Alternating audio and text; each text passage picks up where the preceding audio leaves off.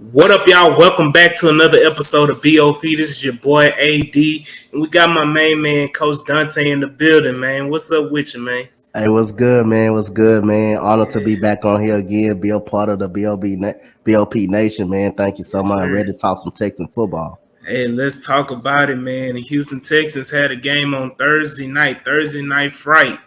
So what it was, Texans went down 29-17 in the loss to the Philadelphia Eagles. Um, it was a kind of a coming out, well, not a coming out, but it was another game where Damian Pierce asserted himself in the run game. The Houston Texans ran the ball very, very effectively and very well in that game.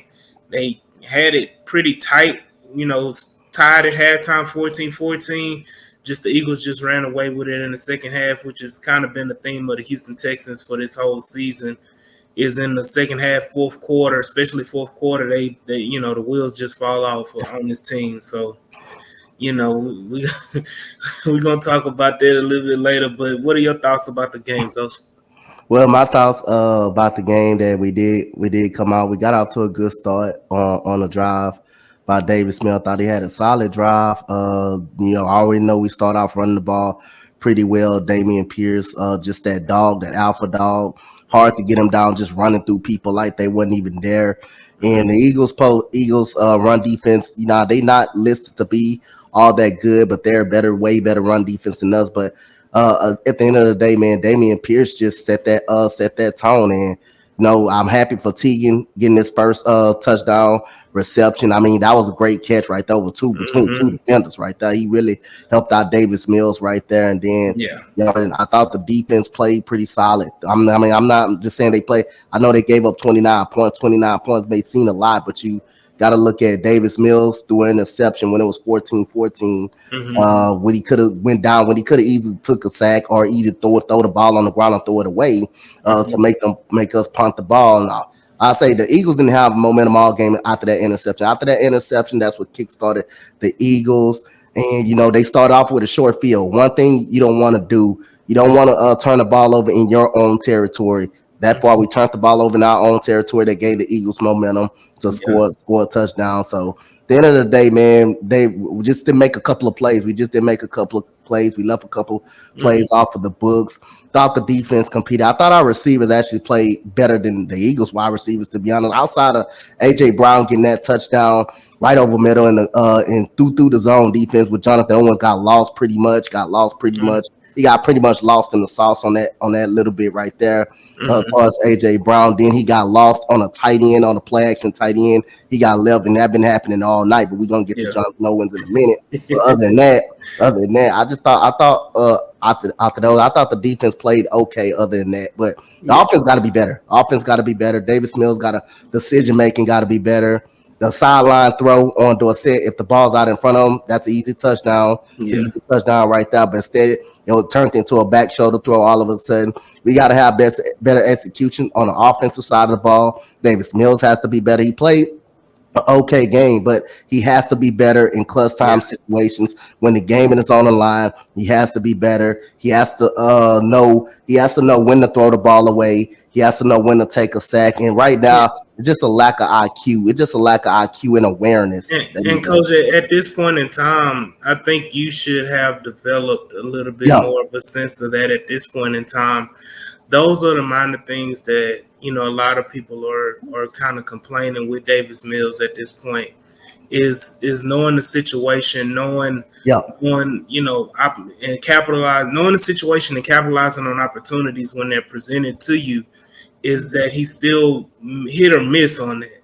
And at this point in time, you know, he's almost about to be through with his, and he's in the middle of his second season yep, at this point, and I could see if he started, less last year, he started less than half of the games. If he only started 4, 5, 6 games, but he started 11 games last year. yep, So I understand that wasn't 17. He didn't start 6 games, but I mean, 11 games is a hell of a lot of games. It's a hell of a yep, lot of games. Some quarterbacks don't have that their whole career starting. yep, And then you playing this whole season out, barring injury, you playing this whole season out. That's 28 games under your belt and you're not really showing the progress. But um, going back into the game, one thing we don't really talk about is the pressure that Jerry Hughes put on Yeah, Jalen Hurts. he had a great game. He He had a had great a game also. really really good game. Yep, He was consistently in the backfield. He got I think two or three sacks in that game.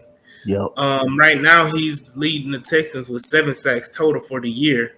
So he's playing, at a level where, you're like, okay, that was a pretty decent sign. And especially at his age, I think he's 34 yep, and he's playing his ass off. It's one of his best years because this is easily better than what he did with the Bills last year. yeah, So, that's one thing. And then just seeing Christian Harris's development.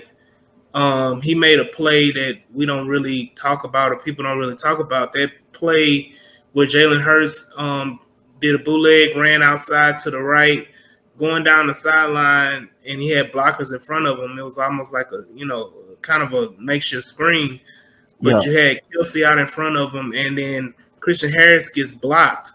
He's on the ground. He gets up and chases Jalen Hurts down and strips the ball away from him. yeah, Fortunately for us, Kelsey was right there, the center for Philadelphia. He fell right on top of it. But that was, to me, that was a hell of a play for you to be blocked out of the play, get up off the ground, and go and catch Jalen Hurts and strip the ball away from him yeah, while you're making the tackle. That was a hell of a play. So I'm glad and I'm liking what I'm seeing from Christian Harris. Jalen Petrie made a few mistakes. It seems like he started off hot at the beginning of the season. He's starting to kind of taper down. He's starting to hit that rookie wall. yeah, And you see that a lot from him. Derek Stingley wasn't really challenged this game yeah, at all, which is a theme that's gonna happen, the whole season, is that they're yeah, not gonna really challenge him at all. yeah. One, because they don't really need to, because most teams are gonna run the Run the ball. ball anyway. Yep, Right, and then and then at that they gonna really key on trying to target Steven Nelson, who's had a hell of a season yep, himself. But those are a few things that I saw, those specific plays, and just kind of looking at specific players, that had really good games. And on the flip side, Kenyon Green had a decent game. I know I talked about it a few minutes ago, but the offensive line, is much flack as Texas Twitter wants to give the offensive line. yep, Kenyon Green, Quisenberry, and AJ Cann were blocking their asses off, yep, and they were especially in the run game. In the yeah. run game, they were They were. blocking their asses off. It was like 2 or 3 plays where they were. It looked like a cone, and it looked like a cone, and Damian Pierce was just hiding behind the cone as it's just moving up the field, and he's getting like 5, 6, 7 yards a carry, and they just, it looks like the pile is just moving, just like this. It's just moving, and I'm like, that's what you want. That's what Yeah, you want in the offensive line, and of course, I'm not, they didn't have the best in pass protection, because Kenyon Green got beat a few plays, AJ Cann got beat a few plays, and Quisenberry got beat a few plays, but it wasn't overwhelming where it was just like they can't do anything, yeah, and that's the sentiment. What I hate is when somebody or people take 1 or 2 plays and then they paint the picture as if that happened the whole game. And yeah. and the same can I be vice mean, uh, versa. uh, Go ahead. oh yeah, you was just saying everything you said was spot on. I thought our defensive line probably was probably just as dominant. Their defensive line wasn't that dominant at Mm-hmm. all. Our defensive line actually played better. We was forcing Jalen Hurts to run up out of the Mm-hmm. pocket, force him into some uncomfortable throws. The thing Mm-hmm. that killed us was Dallas Goddard kind of over the middle a little bit. What's been happening all year was over the middle. We do not know how to cover tight ends, but Davis Mills is in his 28th game. I'm tired of the excuses about him. You should be able to develop some type of football IQ. and know when to throw the ball away, know when to just take a sack. You Mhm. played 28 games. You played enough games. You're an NFL starting quarterback in this league. You was a number one starting quarterback for the Houston Texans. You all know better to take a sack or not to make that throw to put your Mhm. team in harm's way. And it's the same stuff every single Yeah. week. He does it And, every week. right, and to go to your point, if we punt that ball, you pin them back Yup. either at the 20 or inside the 20. Because at that point in time, we were at like the 40 something, 50, almost 50-yard line. Yup. When he makes that in, when he throws that pass and it's intercepted, and they get the ball at like the 40 something, you know, possibly almost 50-yard line. When Yup. you give them half a field, basically half a field to play with. Yup. So instead of making them drive down the field, that was a crucial moment in the game. But other than that, let's we kind of dissected the game and we brought it out and everything like that. But let's kind of go into the news and notes of the week. All right. And of course, the Houston Texans lost, so they end up with that. Right now, they're slotted to have the number one pick in the draft. But other scores around the league, Monday Night Football, the Ravens kind of dismantled the Saints. They kind of got back in the groove of things. Yup. They beat them 27-13. The Sunday Night Football was a hell of a game. The Chiefs beat the Titans. I thought the Titans played a very, very good Very game, good game. defensively especially. They pulled it out in overtime. The Chiefs did, and then of course the Buccaneers and Rams was another good game. Buccaneers pulled that out. Tom Brady, pulled another rabbit out of his hat. Nobody thought he could do it. Yup. Thought this, especially where this shit was going, they thought it was over. But he They thought it was over. came down with that fourth quarter drive, man, with a minute some odd left, and drove them down the field and won that game. Seattle beat the Cardinals. I mean, the Cardinals are kind of tail spinning right now. I They, think Cliff Kingsbury is. I don't. If he don't yeah, do nothing, he ain't no way in keeping his job this year. yeah. He's not keeping his job. Tell him. Yeah, he's gonna be out. The Vikings beat the Commanders in a competitive game. They 7-1, I think, right now. Yeah, the Vikings. And then surprise, the Lions, Detroit Lions upset the Packers at home, 15-9. Everybody was hoping they would lose. It's not everybody was hoping they was people. Some people were hoping they would lose. Some people were hoping they would win. They end up winning that game, which put the Texans in the driver's seat for the number one pick. But then the Jaguars beat the Raiders 27-20. Jets upset the Bills. That was a good game. Yeah, that was a solid game. Their defense is really good. Yeah. Tremaine Johnson, Quentin Williams. They gave Josh Mm-hmm. Allen hell in that game, bro. Yeah. And Josh Allen got injured in that game too. Yep. So that's a major story coming out of that game is Josh Allen has a UCL injury. Yep. And he may be out. They talking about day to day, but I highly doubt he plays this Sunday. He may be out for a few weeks, which will change the whole landscape in the AFC as far as playoff positioning, especially if the Bills drop a few games while Josh Allen is out. Yep. The Patriots kind of dismounted the Colts. The Colts tanked. We're gonna talk about the Colts in a second before we move on. So, the Dolphins beat the Bears. That was a hell of a game. A hell of a game. And Justin Fields going back to back, toe to toe. And the Bengals just beat the shit out of the Panthers, 42-21.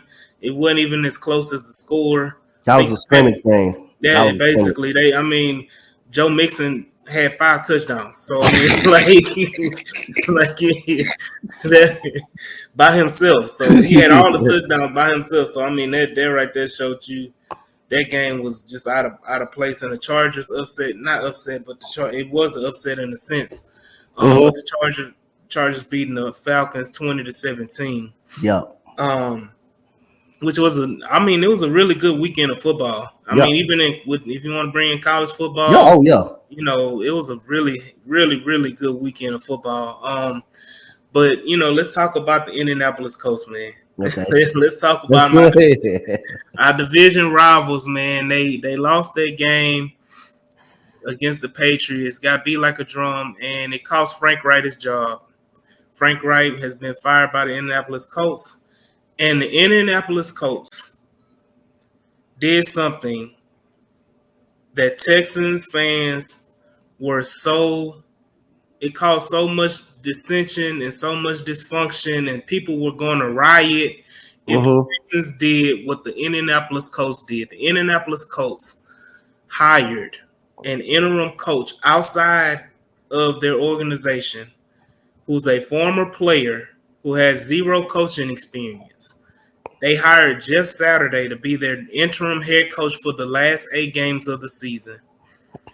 And to me, the Colts did not get enough flack, did not get enough criticism compared to, and and it's just me being, we may be biased because we're Houston Texans fans, Yep. but even the whispers, even just us interviewing Josh McCown, That's created so much negative publicity for the team, so much negative, just talk about the team and just saying how bad of an organization we are because we interviewed Josh McCown. We didn't hire Josh McCown. We yep. interviewed Josh McCown and got crucified for it. Indianapolis Colts hired Jeff Saturday, who literally got on the podium today and said, I have zero experience coaching an NFL team, but I know me as a person, I am a leader of men. Yep. So he knows that he said, I've been around people, I've been around this, and that. I've seen this, I've done that. I won a Super Bowl, I've been to 2. He's all of these accomplishments and accolades, but he literally got on the podium and said, I have zero coaching experience, but I'm gonna lead this team. He said, I could suck these last 8 games and say goodbye, and thanks for the opportunity, or I could say let's run it back, kind of like Dusty Baker, man. Yep. but needless to say, man, that is, to me, that is a historic hire in a negative sense that is Yep. not getting the negative publicity that it deserves. But what are your thoughts about that, Coach? Well, first of all, they hired a guy that was coaching high school football. I Coaching high school football at the time. They had zero coaching experience. Yes, yes, he won a Super Bowl. Yes, he's one of the top offensive linemen that this game has seen. But it's a difference when you're playing and when you're out there on the sideline. Have to lead, man. Have to be responsible. Have to be have a huge responsibility. And stuff like that. Like, I didn't want Josh McCown hired. I didn't want him hired at all. Like I said, I know he was a quarterback. He was our quarterback's coach. But again, I just don't like a guy that don't have. I just don't want a guy coaching that has zero experience of coaching the game of the NFL football. I know he's analysis. He has great Jeff Saturday. Always have great points. But when you have to come out of that studio like a hermit was had to do, like a what was that? John Gruden. John Gruden. Yeah. You have them guys like that probably is past their time a little bit. And you have to be a leader of men. That's gonna be hard to do. These are grown ass men that you're coaching and stuff like that. But there's gonna be a tough task right there. So what Indianapolis always failed to do is develop a quarterback. That was the problem. They always failed to develop a quarterback. They would never develop a quarterback. Kind of like how we started doing that first. We went through Brian Hoyer, we went through Ryan Mallett, who couldn't wake up and get on a plane, who had the lie to Rick Smith about his phone. And I know that wasn't true. No, that statement was not true on Hard Knocks or anything like that. But they giving Sam Ehlinger a shot. And we're gonna see where it goes for that. But Jeff Saturday, I mean, a guy with no coaching experience that just come out coaching a high school squad, unheard of. What's ironic, Coach, is that all of the things is exactly what Josh McCown was. Josh McCown was a high school coach. Yep. And was not a good high school coach. Jeff Saturday had a losing record. He was 3-7 with his high school. So it's like mirror images. Only difference is that Jeff Saturday was a NFL starter his whole career for 14 years. Yep. Whereas Josh McCown was a journeyman. I think Josh McCown has a Super Bowl too. I think, if I'm not mistaken, he has a Super Bowl championship. I I see. don't. I think Yep. he does when he was with the Eagles when they won. I Yeah, think yeah, he was yeah, yeah, there. yeah, yeah, yeah, yeah. So all of these things, they kind of mirror images of each other, and it's just Mm-hmm. kind of wild and crazy how it kind of goes opposite, for teams outside of Houston. Yep. You know what I mean? So, but we talked about that. I do want to go touch back on the game and give our pallbearers for the week, man. We about to jump right into this good old segment, man. Here we go. BOP presents who is the pallbearer for the week.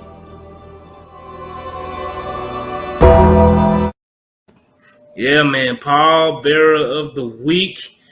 Let's talk about it, Coach. Go ahead and give your guys for the week, man. Oh man, I had to get a special pallbearer to one of these special men that did a great job of getting lost and found and lost in the sauce last Thursday, and that's Jonathan Owens.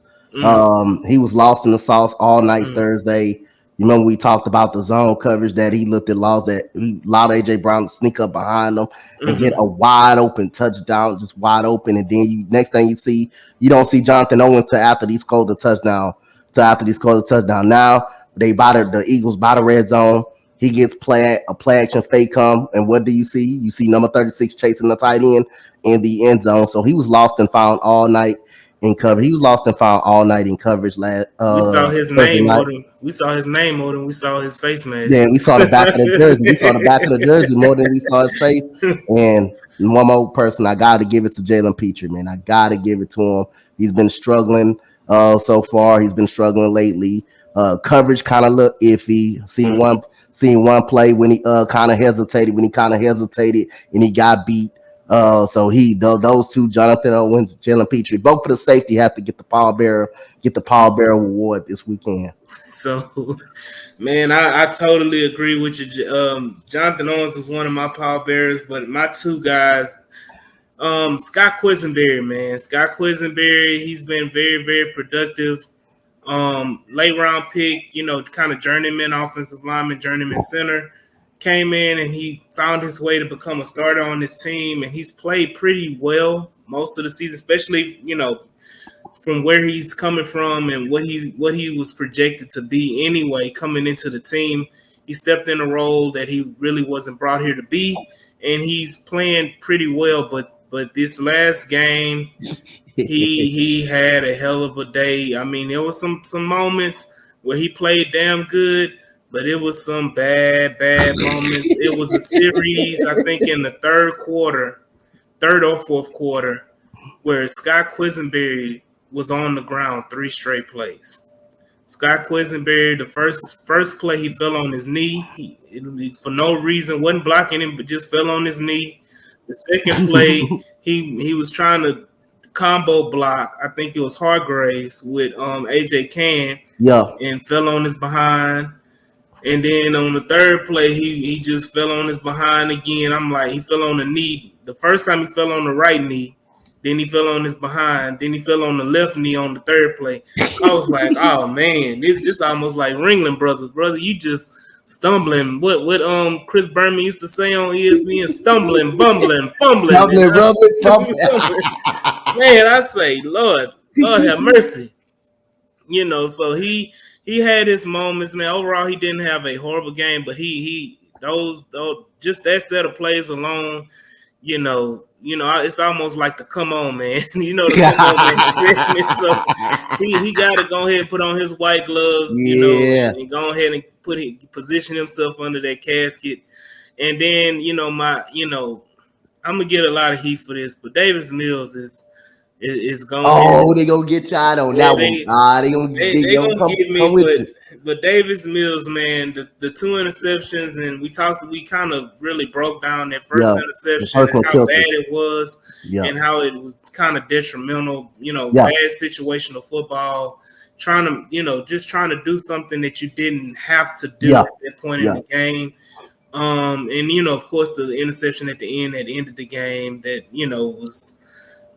Some people say it was the receiver's fault, but I still don't understand He how. got baited into that interception. You still don't Right, throw that ball right there. You still don't you throw it right don't.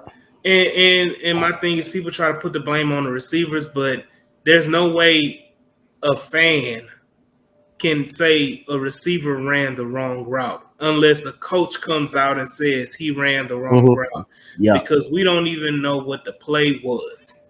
We Yep. don't know. We can assume what the play was. We can kind of draw conclusions, but we do not have their play script. We do not have their playbook. We Yep. do not know what that play. We don't know what the play call was. We don't know any of those aspects of the game. So to put that on a receiver to try to take blame away from the quarterback, to me is just cheap. It's Yep. just cheap. It's just cheap criticism, and you're trying to take blame away, unnecessarily. Is so. But yeah, Davis Mills, man, he had a decent game, man. Davis Mills, look up his stats. Davis Mills, no, I take that back.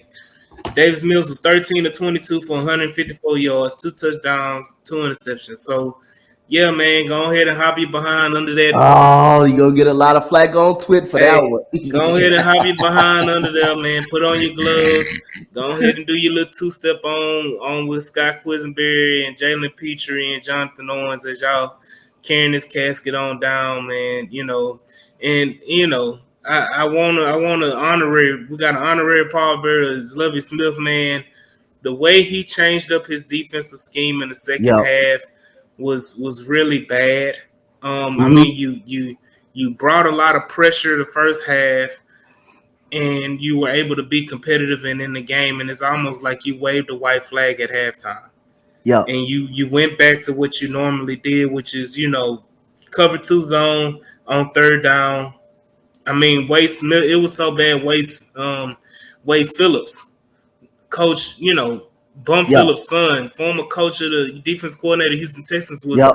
telegraphing the calls and was tweeting it out as in live during the game, and was just like, "Here we go again." This is what's gonna happen. So Yep. that he's an honorary pallbearer. I love you, Smith, man. You gotta kind of turn it around. Now if you tanking, just say you tanking. Just tell us that. just Just just tell us you're just just tanking. just give us a wink or something. Just let us know you tanking, man. Yep. So, but yeah, man, those are the pallbearers of the week, man, for the Houston Texans. And so we talked about all the negatives. Let's try to move on. What they say. What was Bill Belichick's famous word on the Cincinnati, but we Oh, on the that's New it. York. All to New We York, on huh? the New York, Yep. man. I feel like New York City about to get their revenge from the Astros sweeping the Yankees. Oh And, my and before we get into God. that, man, congratulations to the Houston Astros for being World Series champions. Yes, sir. 2022, they won against the Philadelphia Phillies. Series 4-2. They won that last game 4-1 with the biggest home run I've seen in my life, as Yep. far as like distance, as far as like impact and how important it was to the game. Jordan Alvarez hit a 450 feet moonshot that kind of sealed the game for the Houston Astros. But you In know that how game, strong you got to be to hit that much to center field, the deepest part of the park in the, Minute Maid Park, and hit it he way hit up it. top. He hit it on the second row, the On the, second the yeah. second level, dead center. Like that. That's just ridiculous. As soon as he hit it, I knew it was gone. I Oh, knew it was gone. Right everybody after, knew it. I knew it was gone. As soon as he hit it, Everybody knew I it, caught on man. to But it. once again, congratulations, man. Houston Astros brought the city another championship. Yep. They're one of So right now, let's look at it. Houston Rockets got two. The Houston Astros So got caught up two. with them. They caught up with them. They caught up with the Rockets. They got they two. So Houston Texans, y'all gotta come on with it, man. Y'all gotta Yep. bring the city a championship, man. Let's Yep. get with it. But man, let's move on to this New York Giants game. This is gonna be, it to me. It's a road game. Mm-hmm. I think the last road game we had was against the no, it was against the Raiders. So It that was was against just the a few Las games. Vegas Raiders. Yeah, it was against the Raiders. So it was just a few games ago. But I feel like this one is a truly tough environment. I Yeah. don't think that I say Oakland, but Las Vegas Raiders, that It's Vegas, man. That's not a true road game. I don't think they have much of a home field advantage. Jacksonville didn't have much of a home field advantage. So I think, looking at it now, the games we played, even Chicago, that wasn't much because at the time Chicago was bad. Yep. Denver was booing They were Russell booing Wilson Russell Wilson. off Yep. the field. Off So the I field. mean, Yep. all of these different factors. To me, this will be a true tough road game because both New York teams are playing well. Yep. Those fan bases are ridiculous, Yeah. and I feel like it's going to be a rabid crowd in New York. It's going to be cold. It may be snowing. So you have the weather impacting. I know for sure it's gonna be I think it's gonna be like the high may be 45. Yeah. And so New York, you think it's cold in Houston with 45 degrees. In New York, it feels like it's about 20 or 20 degrees. So that it's about to be, really, really cold in New York. So that the weather's gonna play a factor in that game. It's gonna be a tale of the running backs, man. I think that Yeah. this game is gonna be a tale of Saquon Barkley versus Dameon Pierce. Dameon Pierce with the fresh legs, so it's gonna be quite a scene to see what's gonna happen in this game. I think Coach froze on me. But where you at? Coach, you there? But with Saquon, and I think Saquon is gonna have a monster game. I think that Saquon is going to kind of dominate, similar to what Derrick Henry did, what Hubert did for Chicago, Jonathan Taylor. The list goes on and on and on. I think Saquon's going to have close to a 200-yard game, and I think that the Houston Texans are going to really have a tough time. Now, if they switch it up and they play, they play the style of defense they did against Philadelphia, where they're getting pressure on the quarterback on Daniel Jones. I think that they'll have a better opportunity to kind of keep the game close.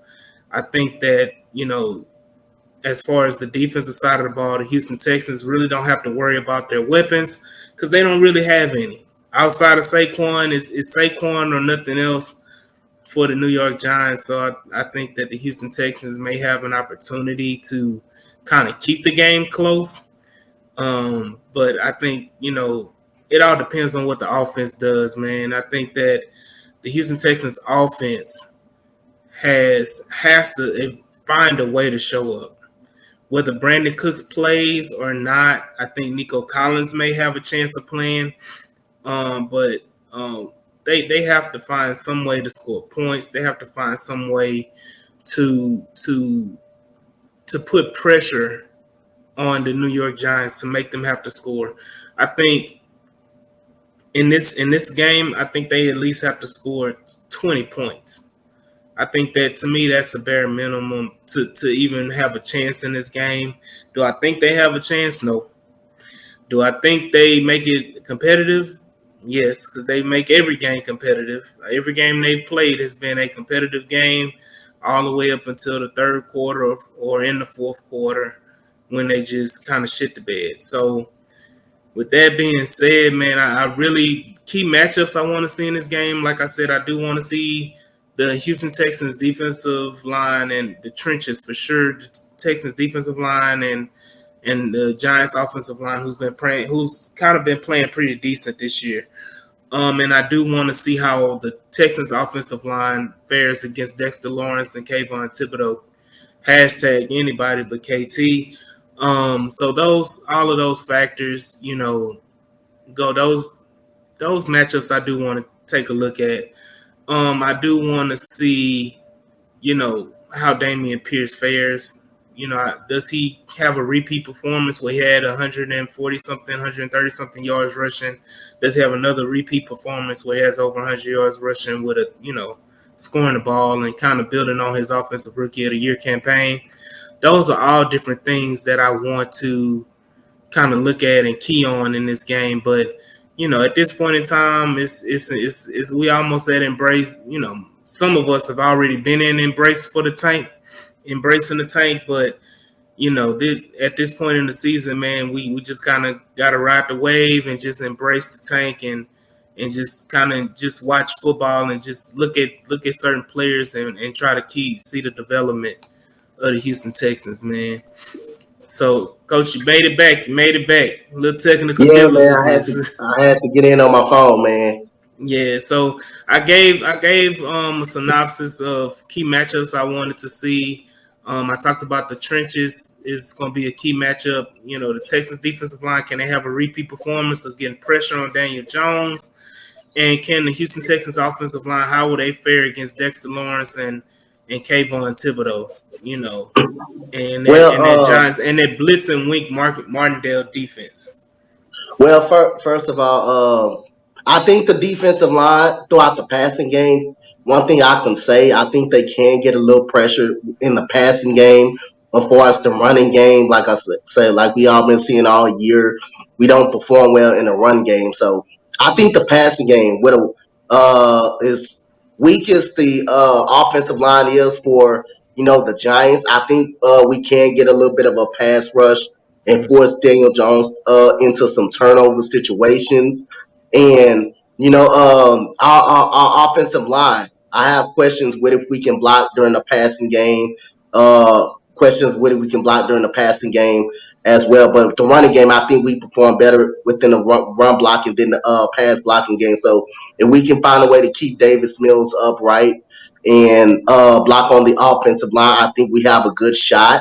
I'm not too all sold on the Giants defense. They have been competitive.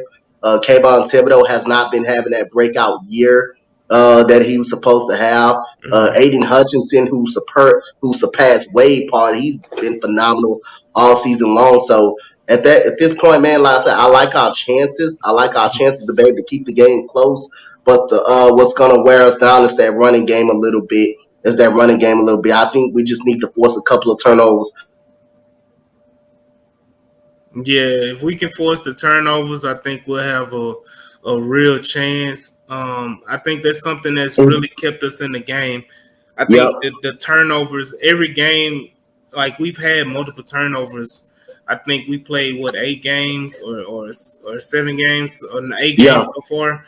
We've had multiple turnovers in at least 5 of those games. So, and I think every game we've had at least one turnover, if I'm not mistaken, all but maybe one that we've had a turnover in the game. So it's very, very possible that keeps us in the game. I was also talking about that the offense has to step up. The offense, to give the Texans a chance to even win this game, they have to at least score 20 points. Davis Mills is going to have to make some plays with his arm too. I mean, we can't just do it all via the run game. Davis Mills is going to have to step up and make a play. Everybody, it's been back and forth, like we all know on Twitter about Davis Mills. It ain't Davis Mills' fault. It ain't his fault. It's the receivers. It's the offensive line. But at some point, this guy has to step in the pocket, be strong, and be able to make a throw or take a hit or something while making a throw. So at the end of the day, he's the leader. He's the quarterback. Why can't he step up and make one big throw when we need him to make on a say if we need a game winning drive or we need a drive to go get a field goal? Unfortunately he has not done that. So he's gonna have to make a couple of plays with his arm to for us to if the game is close, for us to get the job done, not just via the running game. The running game is not gonna be able to carry us all season. At some point he's got to step up and make a play. Yeah, he has to kind of take this is the second half of the season. Yep. If you play the rest of this season the way you've played the first half of this season, you're just preparing yourself for the Texans to draft a quarterback in the first round. The only way you saved yourself and save, the Mills fans of the fan base from the Houston Texans drafting a quarterback is you coming in playing damn well. And so, that's what we got to hope for in this game. But like I said, also, when you had the little internet glitches that, at this point in time, some fans had already been embracing the tank at this point of the season, we almost at the point of just embracing the tank. Yeah. And so we just got to ride the wave. And the solace I find is the solace I find in it all is watching the development of players like a Christian Harris, watching the Yeah. development of players like a Kenyon Green, a Derek Stingley, a Jalen Petrie. These rookies that we have, and Yeah. and, and finding hidden gems. Finding AJ Kane, who we thought wasn't going to be good. I mean, compared listening to Jaguars fans, I mean he Yep. was just another throwaway player. He was just another guy, but he's come in to give a boost to the offensive guard position. Him and Kenyon Green, that was the biggest need. I mean, Yeah. like I know we talked about center, but honestly, last year the biggest need was offensive guard. Offensive guard. Yep. And we addressed that, and we got Kenyon Green, and they've upgraded the position. Yes, they're on at the level, you know, they're all Pro Bowlers or whatever, or all pros, but they've upgraded a position where we're able to have a running back who can be top 5 in rushing in the league. Yeah. That doesn't happen by circumstance. Yeah. That happens intentionally. Yeah. Like you can't run. I don't give a damn if they missing blocks and he breaking all kind of tackles. He not being top 5 in the NFL in rushing if your line ain't blocking. That Yeah. I I don't mean, I'll say they've been doing a hell of a job, man. Run blocking. They do a hell yeah. of a job run blocking for Damian Pierce and opening up some gaps for him to run in. So at the end of the day, you gotta give the offensive line credit. Got to give Mhm. offensive line credit for how well they block for Damian Pierce and how well Damian Pierce just finishes off runs as well and just Mhm. using his vision, just following the blocks and stuff like that. They probably don't block so well in the pass game, but it ain't all the offensive line fault in the passing game at times too. Some point, Davis Mills got to help that offensive line and step up in the pocket and stuff like that. So every time we get ready to throw the ball, it ain't always the offensive line fault. Sometimes that be Davis Mills just taking too long or either not stepping up in the pocket. But the offensive line, I thought they've been fine. I thought they've been okay, especially in the run game. Yeah, they have, and it was a comment we did the all 22, and there was a comment that was made. I think it's about Donnell that this offense isn't that far away. This Yeah. offense, this offense is literally a receiver, a quarterback, and a tight end away. If you put a receiver, a quarterback, and a tight end on this offense with the offensive line as we have it at right now, even if Mm-hmm. you even if you keep Quisenberry at center, this offense becomes that much more explosive. That Yep. much more, you get a one weapon at tight end, one weapon at receiver, and you get a franchise quarterback in there. This offense takes a big leap going Yep. into next year. So I mean, it's not as bad. Even if you draft a center, and I had this a debate with you call him Miss Swan with Swan Yeah. on all 22 is that I think that Quisenberry is giving you just as much or more than what a rookie center would be giving you. Yeah. You know, and my thing is, I look at it in the aspect. I know you have the Linderbaums who's playing his ass off with the Ravens, Yeah. but I look at it in the sense of the Texans aren't going to draft a center in the first round. Nah, they wasn't gonna do that. They weren't going to do that. They weren't going to draft one in the second round. So they were more than likely going. It's going to be a third, fourth, or fifth round center. Yep. And what Presenberry is giving you right now as center is just as good or more than what a rookie center would be giving you. A third, Yep. fourth, fifth round rookie center would be giving you right now. Yep. So it's all great, fine and dandy for building for the future, but I wouldn't mind bringing the same group of offensive line back and bringing back the continuity. And yeah, you can draft a center and just have them sit behind and kind of learn and not have to throw them in the fire. So these are all different Yep. things, future talk for the Houston Texans that we can look into. But the biggest issue is the defense. The big, The far as defense. like improvement and and things you have to add to make it competent. Is the defensive side of the football.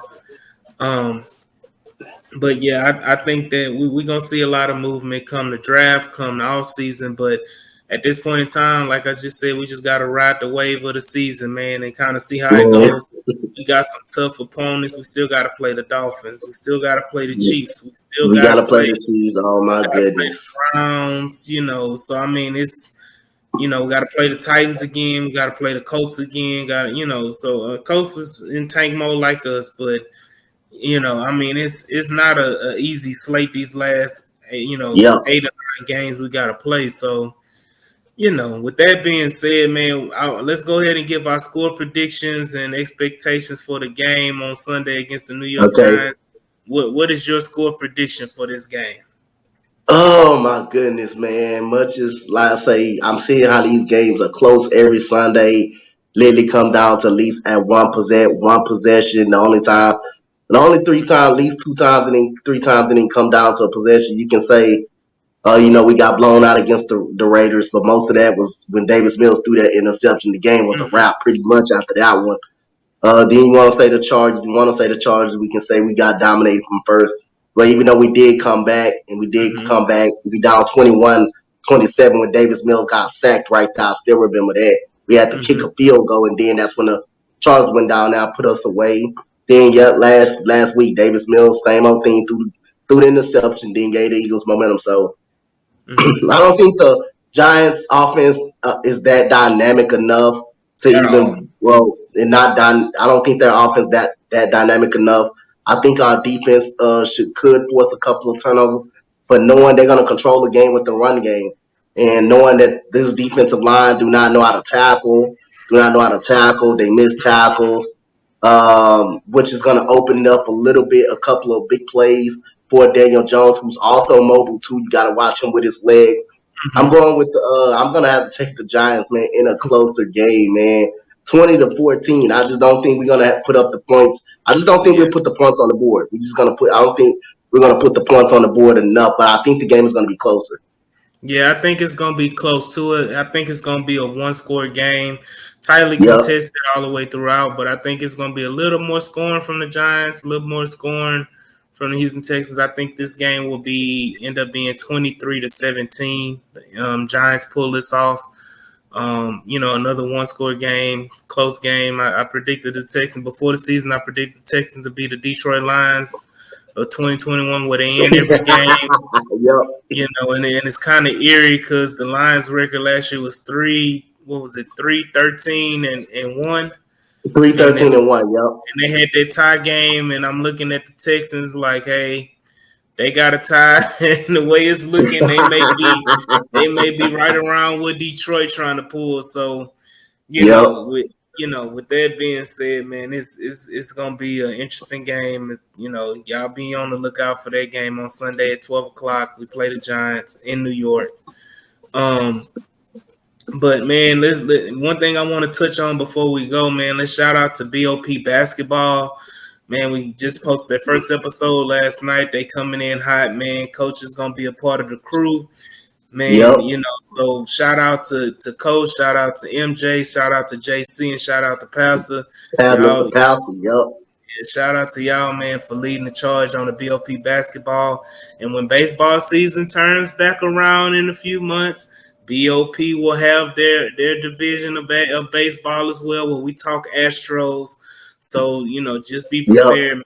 This brand we're trying to expand it out, man. We're trying to do different things, but shout out to everybody that's supporting, everybody that's being a part, man. We appreciate y'all all. We thank y'all all, man. But once again, please like, share, and subscribe to the YouTube channel. Subscribe to the Twitter handles at the bottom. We got OG Chris Worrell. Shout out to him.